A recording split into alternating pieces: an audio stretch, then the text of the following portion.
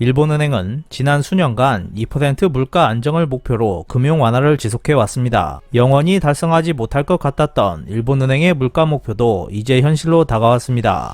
하지만 그럼에도 불구하고 일본은행은 굳건하게 디플레이션에서 벗어나겠다는 목표 아래 양적 질적 금융 완화를 계속 이어가고 있고, 전 세계는 인플레이션 우려로 고물가 대책을 내놓고 있습니다. 그러다 일본은행 총재는 지금의 물가 상승은 일본은행이 기대하고 있던 디플레이션 탈피는 아니다라고 하면서 임금 상승을 수반하는 형태로 물가 안정 목표를 안정적, 지속적으로 실현할 수 있도록 금융 완화를 계속한다는 방침을 기자회견 등에서도 반복하며 오퍼레이션으로 무리하게 금리 상승을 억제하고 있습니다. 하지만 자금 공급량의 증가 속도가 저하되고 있는 것으로 볼 때 금융정책 운영 실태는 조금 다른 듯한 모습을 보이고 있습니다. 일본은행은 시장에 금융 완화를 계속하고 있다는 환상을 주고 있을 뿐이었습니다. 자세한 내용 전해드리겠습니다. 지난 6월 16일에서 17일 일본의 금융정책결정회의에서는 10년물 국채 금리 상한선을 완화할 것이라는 예상도 일부 있었지만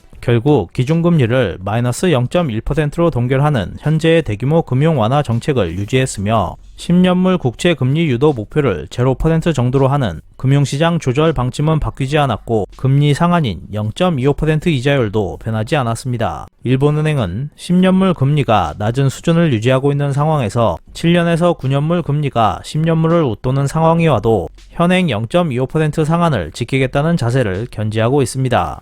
또한 일본은행은 금리가 상승하고 있는 7년물도 금리 상승을 억제하려는 자세를 뚜렷하게 보이고 있습니다.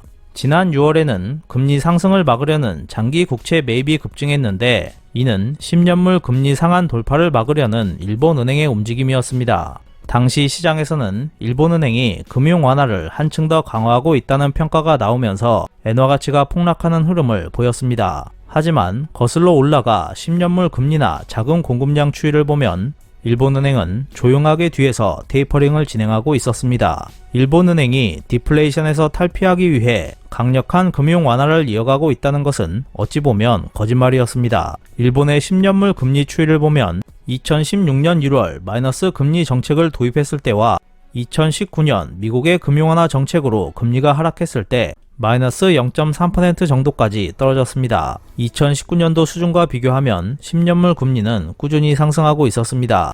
0.25% 공방은 일시적인 것일 뿐 조만간 이 수준을 넘어설 것입니다. 자금 공급량도 6월 말 전년 동기 대비 증가액은 17조 9천억엔으로 4개월째 줄어들고 있습니다. 증가액이 정점을 찍었던 2021년 3월 133조 8천억엔과 비교하면 작년부터 증가액은 거의 제로에 가까워지고 있습니다. 만약 2차원 완화 때처럼 자금 공급량을 목표로 삼아 양적 완화 정책을 이어갔다면 테이퍼링이 상당한 속도로 진행되고 있다는 평가를 받았을 것입니다. 지난 6월은 금리 상한선을 사수하기 위한 일본은행의 장기 국채 매입이 급증했을 것인데 자금 공급량이 줄어들었다는 것은 약간 이해하기 어려울 수도 있습니다. 하지만 이는 이상한 이야기가 아닙니다. 장기 국채 매입이 급증하는 한편 일본은행이 보유하고 있는 국채의 상환도 증가했습니다. 양적 질적 금융 완화에 따라 큰 폭으로 증가한 일본은행 보유 장기 국채가 상환을 맞이했고 상환액의 증가세는 이어지고 있었습니다. 게다가 6월은 상환이 많은 달이어서 장기 국채 보유 잔액 순 증가액은 전월 대비 10조엔 정도 증가하는데 그쳤습니다.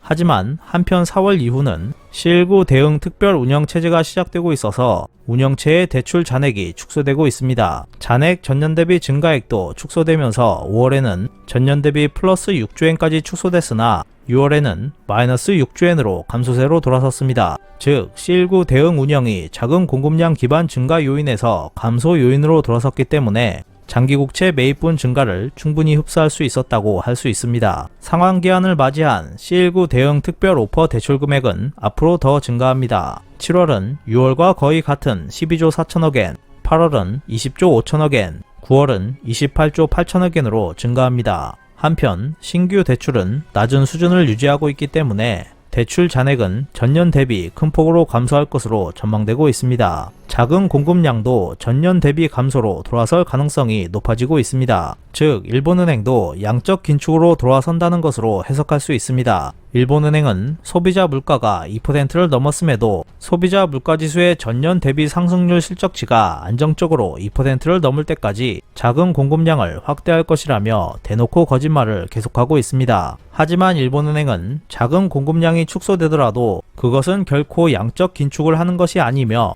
디플레이션 탈피를 위한 금융 완화는 지금처럼 이어지고 있다고 주장하고 있습니다. 실질적으로 자금 공급량이 전년을 밑돌아 양적 완화책을 긴축으로 바꿔가는 것은 시간 문제일 것입니다. 일본은행은 2% 물가 안정 목표를 안정적으로 실현하고 이를 안정적으로 지속할 수 있는 전망이 열릴 때까지 디플레이션 탈피를 위한 양적 질적 금융 완화를 계속하고 있다고 말할 수밖에 없습니다. 일본은행이 손쓸 수 있는 방법은 한정되어 있습니다. 다른 차원의 금융 완화라 칭하며 자금 공급량 규모를 키웠는데 그것이 효과적인 금융 완화 수단이었는지에 대해서는 의문이 생깁니다. 일본은행은 쓸 수 있는 카드가 제한된 상황에서 디플레이션과 열심히 싸우고 있다는 자세를 보이기 위해 강력한 금융 완화를 계속하고 있다며 거짓말을 구사했습니다. 하지만 거짓말 이후 자금 공급량 추이를 보면 일본은행의 금융 완화는 분명히 후퇴하고 있었습니다. 또한 C19 대응으로 인해 일시적으로 자금 공급량이 급증했지만 이후 증가폭은 급격히 축소됐습니다. 일본은행이 금융 완화 혹은 실질적인 테이퍼링을 하고 있어도 소비자 물가가 오르지 않았을 때는 일본은행의 금융 완화가 미흡해 물가가 오르지 않고 있다는 비판을 받았습니다. 이제야 물가가 오르기 시작한 지금은 일본인들이 인플레이션으로 고통받고 있는데 일본은행은 금융 완화를 계속하고 있다는 비판을 받고 있는 셈입니다. 아직은 일본은행이 겉으로 보이는 행동을 하고 있진 않지만 서서히 금융 완화를 축소하는 방향으로 움직이고 있는 가운데 금융 완화를 끝내기 위한 포석을 펴고 있을 수도 있습니다. 가을이 되면 금융정책을 둘러싼 환경은 상당히 달라질 수 있습니다. 우선 일본에서도 원자재 가격 상승 등의 영향으로 가격 전가 움직임이 그 어느 때보다 확산하고 있습니다. 일본은행이 그토록 원했던 2% 물가 목표가 가을 무렵까지 이어질 수 있습니다. 반년 넘게 목표를 달성했다면 물가는 안정적으로 2% 상승을 유지하고 있다고 평가될 것입니다. 그렇게 되면 일본정책위원회 물가 전망도 10월에는 2%를 넘길 것입니다. 물가 장벽이 없어지면 일본은행의 거짓말 조건도 충족되면서 자금 공급량 축소를 공공연히 진행할 것입니다. 이번 주말 참의원 선거가 여당의 승리로 끝나면 일본은 당분간 큰 선거가 없는 정치적 안정기에 접어듭니다. 기시다 정권도 금융 완화를 계속하는 것은 위험하다고 생각하고 있을 것이고 거액의 채무를 안고 있는 재정이나 주식 시장을 생각하면 금리 상승은 피하고 싶을 것입니다. 일본은행은 돈을 계속 찍어내는 것은 위험하다는 것을 이미 알고 있었기에 시장에 돈을 계속 더 풀 것이라는 거짓말을 하면서 물가가 세계 흐름에 따라 자연스럽게 상승하기를 기다렸습니다. 하지만 일본은행이 거짓말을 하면서 시장에 돈을 풀지 않고 있는 상황에서도 물가가 계속 상승하게 되면 금리를 인상해야 하는 상황에 놓일 수 있습니다. 거짓말로 위기를 어떻게 한 번은 막는 듯한 모습을 보이고 있지만 그 다음으로 찾아올 위기는 거짓말로 막기 힘들 것입니다. 이상 피커TV였습니다.